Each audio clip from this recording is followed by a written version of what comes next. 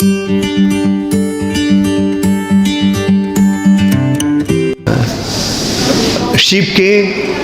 লোকরা যে জিজ্ঞাসা করে শিবকে, ব্রহ্মসংহিতাতে তার উত্তর কি দেওয়া হচ্ছে?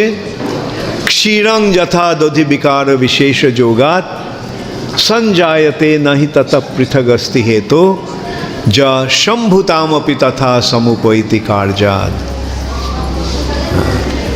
শম্ভুকে শিব। তো শিব কি? শিবের সম্বন্ধে বলা হচ্ছে ক্ষীর মানে দুধ যেমন দই হয়ে যায়, তাই না? দুধটা অনেক সময় দই হয়ে যায় না?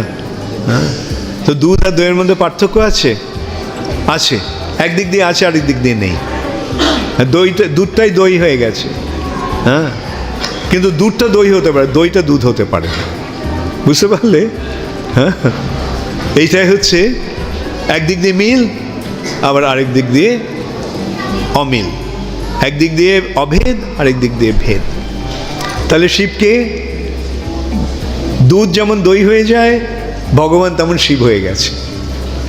কেন? কোনো বিশেষ কার্য সম্পাদনের জন্য, সমুপৈতি কার্যাৎ, একটা বিশেষ কাজ করার জন্য।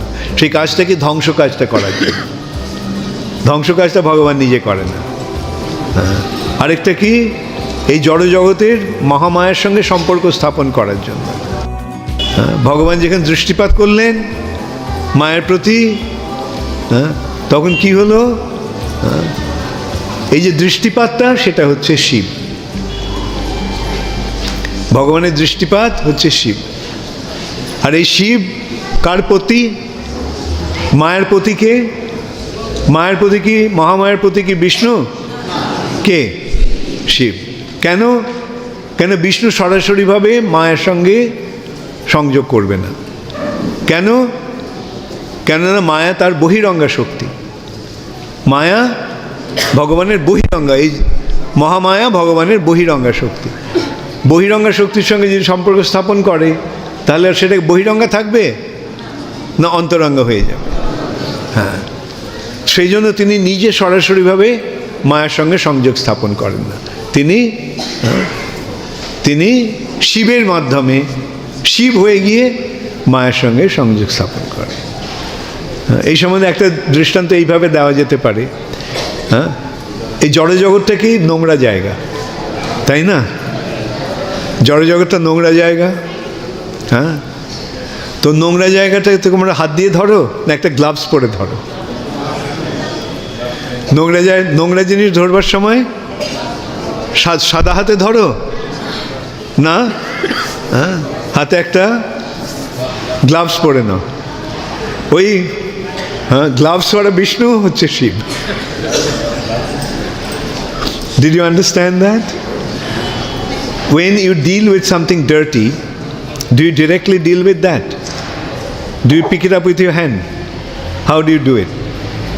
You put on a gloves, right? Similarly, Maya, this material nature is dirty. This material nature is a dirty place. Therefore, Vishnu doesn't directly deal with the material nature. He deals with as Lord Shiva. So Lord Shiva is something like Vishnu wearing a gloves. If the hand is Vishnu, the hand with gloves is Lord Shiva. Right? Another way of looking at it is through the glance of the Lord, the living entities are coming to the material nature.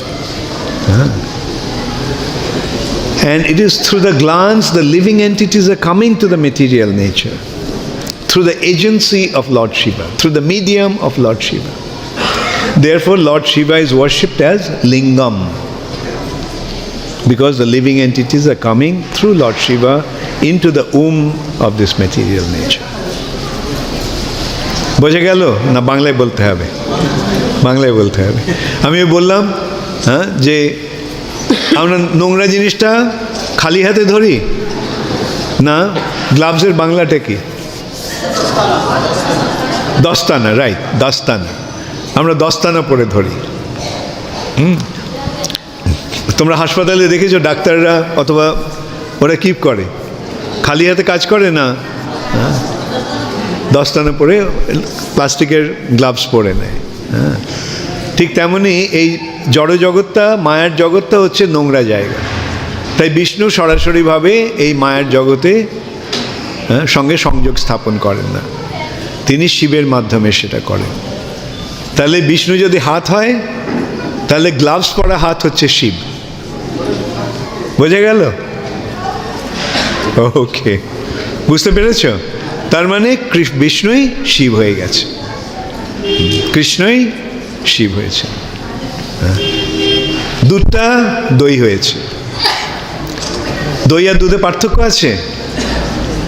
একদিক দিয়ে নেই, আরেক দিক দিয়ে আছে। হ্যাঁ, কিরমভাবে আছে? দুধটা দই হতে পারে, দইটা দুধ হতে পারে না।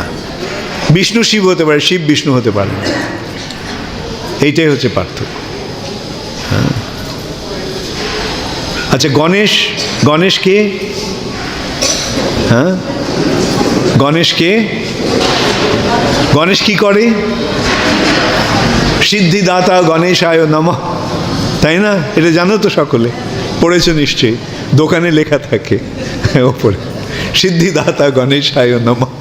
হ্যাঁ, গণেশ সিদ্ধি দান করে। গণেশ কিভাবে সিদ্ধি দান করার এই শক্তি অর্জন করেছে?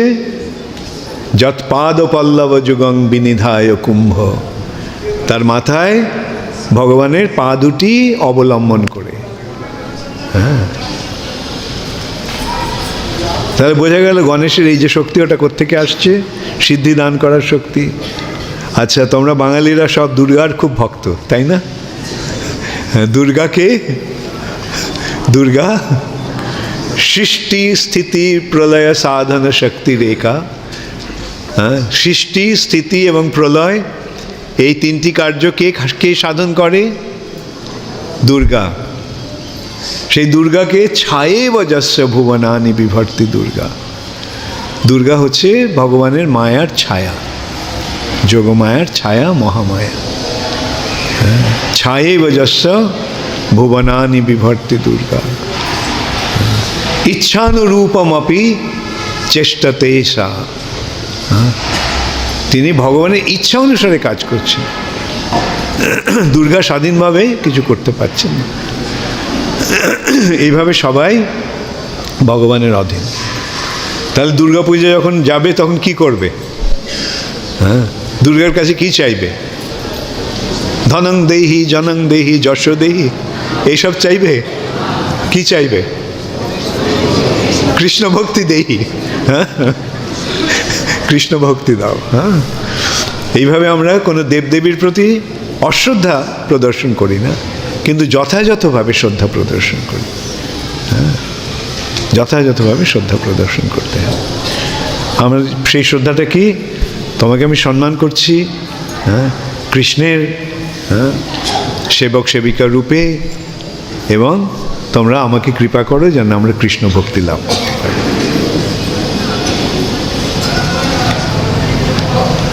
হরে কৃষ্ণ।